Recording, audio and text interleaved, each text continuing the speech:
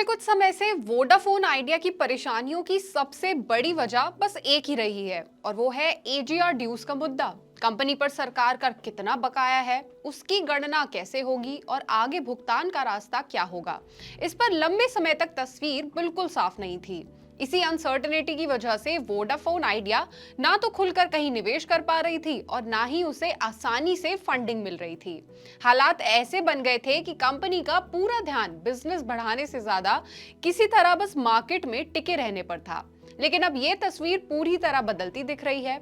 AGR यानी कि adjusted gross revenue से जुड़ा लंबा विवाद अब सुलझ चुका है और वोडाफोन आइडिया को पहली बार ये क्लैरिटी मिली है कि उनका आगे का रास्ता क्या होगा।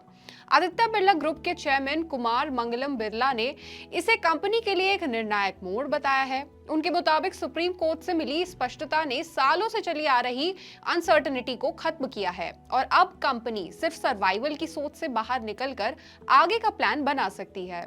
इस बदलाव के बाद वोडाफोन आइडिया ने अपने टर्न अराउंड प्लान का ऐलान कर दिया है।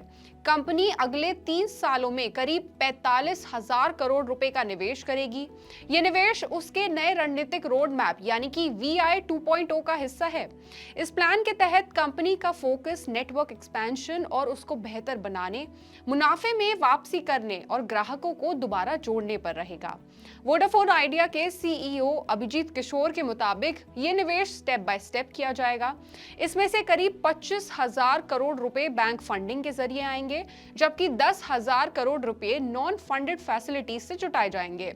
इसके अलावा कंपनी पहले ही पिछले 7 क्वार्टर में करीब 16,000 करोड़ रुपए का निवेश कर चुकी है।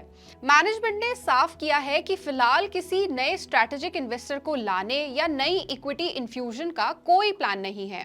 कंपनी का मानना है कि इस निवेश से जो एबिटा पैदा होगा वो आगे के नेटवर्क खर्चों को संभालने में मदद करेगा। अगर इसकी एक बिगर पिक्चर देखें तो वोडाफोन आइडिया का निवेश सिर्फ 45,000 करोड़ रुपए तक सीमित नहीं है। अप्रैल 2024 में हुए फॉलो ऑन पब्लिक ऑफरिंग के बाद कंपनी अगले करीब 4.5 सालों में कुल मिलाकर 60,000 करोड़ रुपए से ज्यादा खर्च करने की तैयारी में है। ये रकम कंपनी के पहले बताए गए 50,000 से 55,000 करोड़ रुपए के केपेक्स प्लान से भी ज्यादा है। यानी बिल्कुल साफ है कि वोडाफोन आइडिया अब नेटवर्क और बिजनेस को मजबूत करने के लिए पहले से कहीं ज्यादा बड़ा दांव लगाने जा रही है। इस निवेश का सबसे बड़ा हिस्सा नेटवर्क को मजबूत करने में लगाया जाएगा। वोडाफोन आइडिया का फोकस अगले 12 से 24 महीनों में उन 17 अहम सर्कल्स पर होगा जहां वो अपने 4G नेटवर्क को एयरटेल और जियो के स्तर पर लाना चाहते हैं। इसके साथ साथ 5G नेटवर्क का दायरा भी तेजी से बढ़ाया जाएगा ताकि टेक्नोलॉजी के मामले में कंपनी कहीं भी पीछे ना रह जाए। नेटवर्क के अलावा वोडाफोन आइडिया नए बिजनेस सेक्टर्स पर भी ध्यान दे रही है। Vodafone Idea fixed wireless access के जरिए घरों और ऑफिसेज के लिए ब्रॉडबैंड सेवाओं को बढ़ाने की तैयारी कर रही है। इसके साथ ही AST स्पेस मोबाइल के साथ साझेदारी के तहत सैटेलाइट कम्युनिकेशन सर्विसेज शुरू करने का भी प्लान है। हालांकि ये कदम थोड़े बाद के चरण में उठाया जाएगा। एजीआर विवाद सुलझने के बाद कंपनी ने अपने बिजनेस टारगेट्स भी साफ कर दिए हैं। वोडाफोन आइडिया का target double digit revenue growth हासिल करना, कैश एबिटा को 3 गुना तक बढ़ाना और अगले 3 सालों में लगातार नए ग्राहकों को जोड़ना है। कंपनी का कहना है कि एजीआर ही वो सबसे बड़ा बोझ था जिसे उसे लंबे समय तक पीछे रोका रखा था और अब वो रुकावट पूरी तरह हट चुकी है। CEO अभिजीत किशोर के मुताबिक ये वोडाफोन आइडिया के लिए एक नए दौर की शुरुआत है।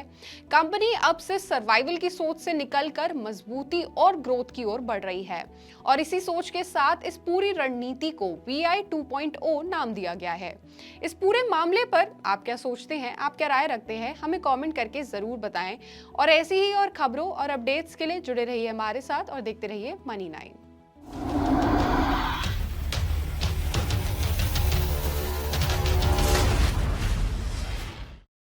बिगड़े हालात में कैसे बनेगी बात? जनता को चाहिए एक ही जवाब, क्या टैक्स का बोझ कम करेगी सरकार? टैरिफ का डर जब तक नहीं होगा पार, मुश्किल में रहेगा कारोबार। रिफॉर्म के एजेंडे से पीछे नहीं हटना है, लेकिन आगे क्या? सबका मिलेगा जवाब जब 1 फरवरी को पेश होगा देश का बजट। बजट 2026 का 360 डिग्री कवरेज सिर्फ मनी 9 पर। इकोनॉमी, शेयर बाजार, और आपके इन्वेस्टमेंट पर क्या होगा असर, जानिए और समझिए हमारे साथ दिन भर।